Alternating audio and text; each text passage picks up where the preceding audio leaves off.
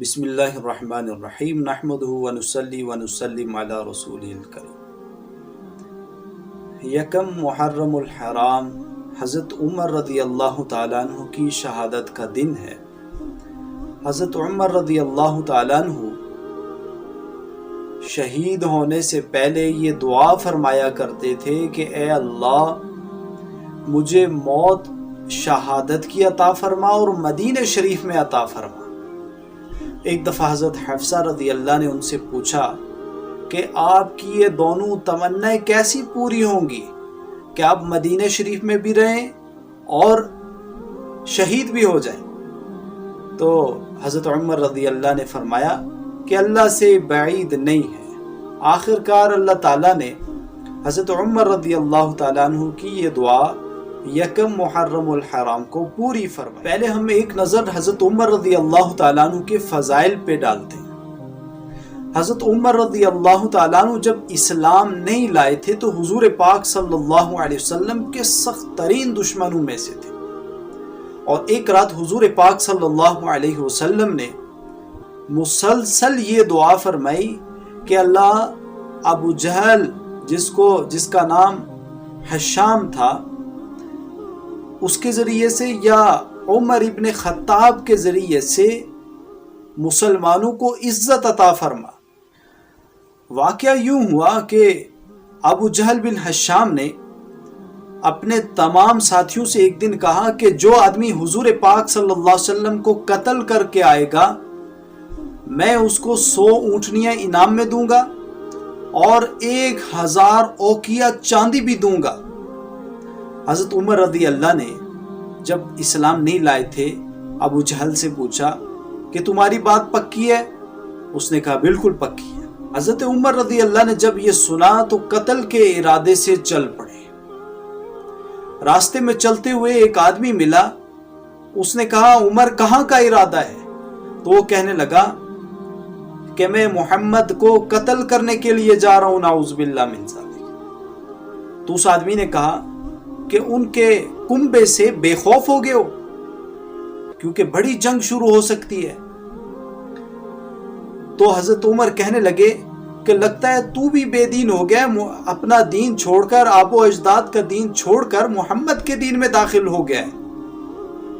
تو وہ کہنے لگا کہ پہلے اپنے گھر کی تو خبر لو، تمہارے بہن اور بہنوئی مسلمان ہو چکے۔ حضرت عمر رضی اللہ تعالیٰ عنہ اس وقت سیدھے اپنی بہن کے گھر تشریف لے گئے اور باہر دروازے پہ کھڑے ہو کے کلام مجید سننا شروع کیا۔ پھر دروازہ کھٹکھٹایا، اندر داخل ہوئے، بہن سے پوچھا کیا پڑھ رہی تھی؟ اس نے کہا ہم مسلمان ہو چکے ہیں اور قرآن شریف کی تلاوت کر رہی تھی۔ انہوں نے کہا مجھے بھی سناؤ۔ تو انہوں نے سورہ طٰہٰ جو تلاوت کر رہی تھی وہی سنانی شروع کی۔ جب اس آیت پر پہنچے اللہ لا الہ الا ہو لہ الاسماء الحسنی، جب اس آیت پر پہنچے تو دل کی دنیا بدل گئی۔ فوراً کہنے لگے رات گزاری اپنی بہن کے گھر میں، اور رات کو ہی کہہ رہے تھے واہ شوقاہ الی محمد، حضور پاک صلی اللہ علیہ وسلم کا اشتیاق بڑھ رہا تھا کہ کس وقت حاضری ہوگی۔ چنانچہ آپ جب اسلام لے کے آئے پہلے تو کھلم کھلا نماز پڑھنے کی اجازت نہیں تھی، تو جب حضرت عمر رضی اللہ تعالیٰ عنہ اسلام لے آئے تو سب نے مسجد حرام میں نمازیں شروع کر دی۔ حضور پاک صلی اللہ علیہ وسلم نے ارشاد فرمایا پچھلی امتوں میں ایسے لوگ ہوتے تھے جو الہام کی نعمت سے نوازے جاتے تھے، اور میری امت میں جس آدمی کو الہام کی نعمت سے نوازا جا رہا ہے وہ حضرت عمر ہے۔ ایک حدیث میں حضور پاک صلی اللہ علیہ وسلم نے ارشاد فرمایا ان اللہ جعل الحق علی لسان عمر وقلبی، اللہ تعالیٰ نے حضرت عمر کے دل اور زبان پر حق رکھ دیا ہے۔ حضور پاک صلی اللہ علیہ وسلم نے ایک حدیث میں ارشاد فرمایا لو کان بعدی نبی لکان عمر بن خطاب، اگر بالفرض میرے بعد کوئی نبی ہوتا تو عمر ابن خطاب ہوتے۔ ان کے اندر روحانی خصوصیات اتنی تھی اور اس درجے کے آدمی تھے کہ رسول اللہ صلی اللہ علیہ وسلم نے ارشاد فرمایا کہ نبوت کا دروازہ میرے بعد بند ہو چکا ہے، اگر بالفرض والمحال کوئی نبی ہوتا تو وہ عمر ابن خطاب ہوتے۔ حضرت علی رضی اللہ تعالیٰ عنہ فرماتے ہیں ان السکینۃ تنطق علی لسان عمر، کہ حضرت عمر رضی اللہ تعالیٰ عنہ کی زبان پر سکینہ بولتا ہے، ہم اس کو بعید نہیں سمجھتے تھے۔ محدثین نے اس حدیث کے دو مطلب لکھے ہیں کہ جب حضرت عمر رضی اللہ تعالیٰ عنہ بولتے تھے تو کلام میں اتنی تاثیر تھی کہ اطمینان اور سکون ہو جاتا تھا۔ دوسرا مطلب محدثین نے یہ لکھا ہے کہ آپ کے لیے زبان پر فرشتہ کلام کرتا تھا۔ حضرت ابن عمر رضی اللہ تعالیٰ عنہ فرماتے ہیں کہ حضرت عمر فرماتے تھے وافقت ربی فی ثلاث، میں نے 3 چیزوں میں اپنے اللہ تعالیٰ سے موافقت اختیار کی، فی مقام ابراہیم وفی الحجاب وفی اسارہ بدر، یعنی 3 چیزوں میں نے اپنے اللہ تعالیٰ سے موافقت اختیار کی کہ میں دل میں سوچتا تھا کاش اللہ کی طرف سے یہ حکم نازل ہو جائے، تو اللہ کی طرف سے وہی حکم نازل ہو جاتا تھا۔ محدثین نے 15 مقامات ایسے لکھے ہیں کہ حضرت عمر رضی اللہ تعالیٰ عنہ کے دل میں داعیہ پیدا ہوا اور حضرت عمر رضی اللہ کی یہ رائے تھی تو اللہ تعالیٰ نے وہ حکم نازل فرما دیا۔ تو ان میں سے پہلی حضرت ابن عمر رضی اللہ نے ذکر فرمائی کہ مقام ابراہیم کے بارے میں حضرت عمر رضی اللہ تعالیٰ عنہ کی یہ رائے تھی کہ مقام ابراہیم کو 2 رکعت کے لیے خاص طور پر مقرر کر دیا جائے، تو اللہ تعالیٰ نے قرآن مجید میں ارشاد فرمایا وَاتَّخِذُوا مِن مَّقَامِ إِبْرَاهِيمَ مُصَلًّى، مقام ابراہیم وہ جگہ ہے جہاں حضرت ابراہیم علیہ السلام نے کھڑے ہو کر بیت اللہ کی تعمیر فرمائی تھی، تو وہ اس پر جو نشانات ہیں، قدم مبارک کے نشانات ہیں،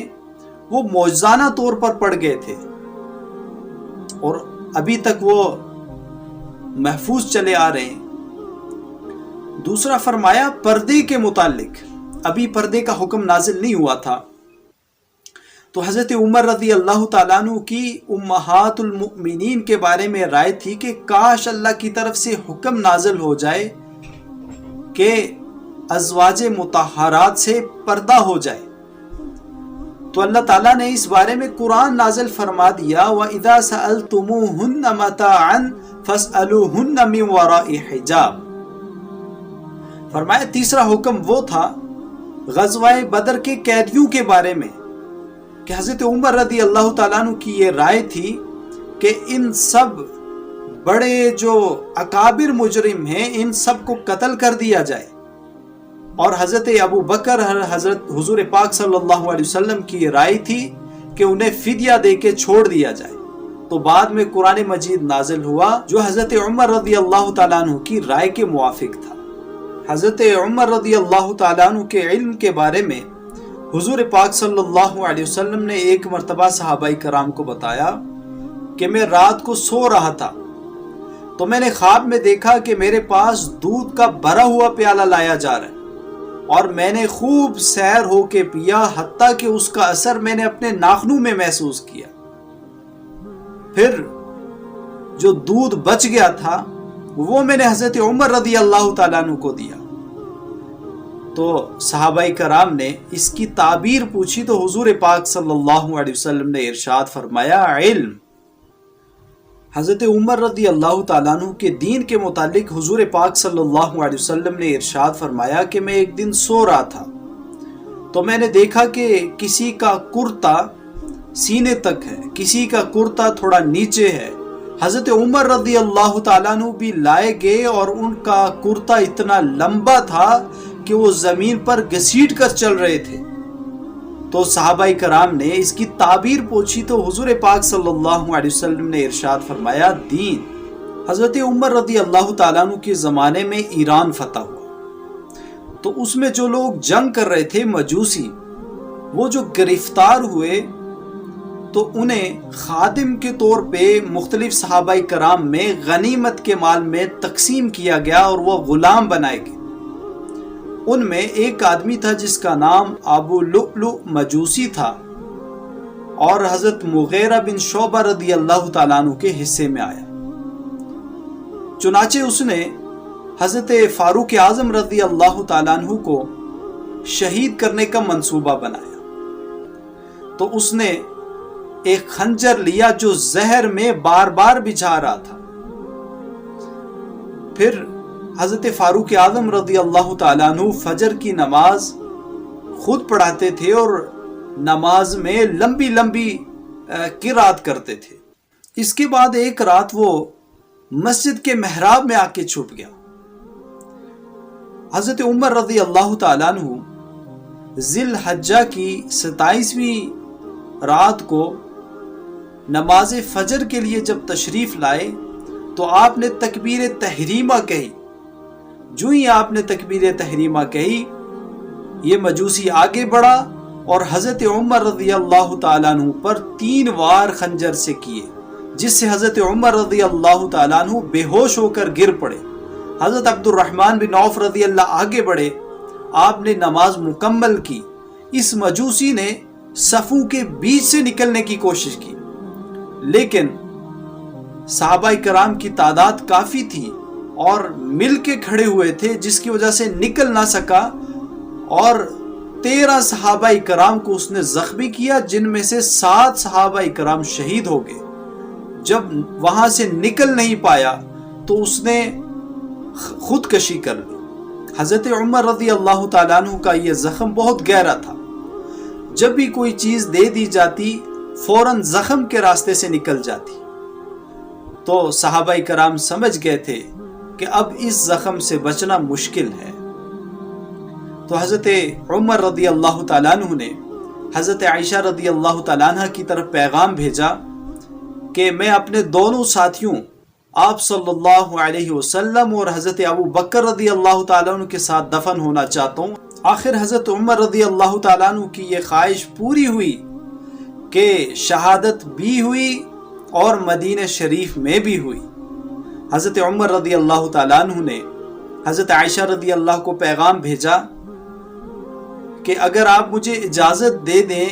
تو میں اپنے دونوں ساتھیوں کے ساتھ دفن ہو جاؤں۔ حضرت عائشہ رضی اللہ تعالیٰ عنہ نے پیغام بھیجا کہ یہ جگہ تو میں نے اپنے لیے رکھی تھی، لیکن میں اپنے اوپر آپ کو ترجیح دیتی ہوں۔ حضرت عمر رضی اللہ تعالیٰ عنہ نے اللہ کا شکر ادا کیا۔ حضرت عمر رضی اللہ تعالیٰ عنہ 27 کو زخمی ہوئے تھے، 27 ذی الحجہ کو، اور 1 محرم الحرام کو آپ اللہ تعالیٰ کے حضور پیش ہو گئے۔ حضرت صہیب رضی اللہ تعالیٰ عنہ نے نماز جنازہ پڑھائی اور حضرت ابو بکر رضی اللہ کے ساتھ آپ کو دفن کیا گیا۔ حضرت ابن عباس رضی اللہ تعالیٰ عنہ نے ارشاد فرمایا کہ جب حضرت عمر رضی اللہ تعالیٰ عنہ کو غسل کے لیے تختہ پر لٹایا گیا تھا تو لوگ آپ کے لیے دعائیں اور رحمت کی استدعا کر رہے تھے، تو اچانک ایک آدمی نے میرے کندھے پہ ہاتھ رکھا، تو میں نے مڑ کے دیکھا تو وہ حضرت علی رضی اللہ تعالیٰ عنہ تھے، اور حضرت علی رضی اللہ تعالیٰ عنہ فرما رہے تھے کہ آپ نے کوئی ایسا شخص نہیں چھوڑا کہ جس کے لیے یہ میں کہتا کہ ان جیسا اعمال نامہ لے کے اللہ کے حضور پیش ہوں گا۔ یعنی آپ ہی ایسے شخص تھے جن کے لیے یہ میں کہہ رہا تھا کہ اللہ ان جیسا اعمال نامہ لے کے آپ کے پاس جاؤں گا، اور فرمانے لگے کہ میں یہی سمجھتا ہوں کہ آپ کا حشر انہی دونوں بزرگوں کے ساتھ، حضرت حضور پاک صلی اللہ علیہ وسلم کے ساتھ، حضرت ابو بکر رضی اللہ تعالیٰ عنہ کے ساتھ ہوگا، کیونکہ جب بھی کوئی کام پیش آتا تو حضور یہ فرمایا کرتے کہ میں یہاں سے نکلا اور حضرت ابو بکر اور حضرت عمر ساتھ تھے، میں مسجد میں داخل ہوا، حضرت ابو بکر حضرت عمر ساتھ تھے،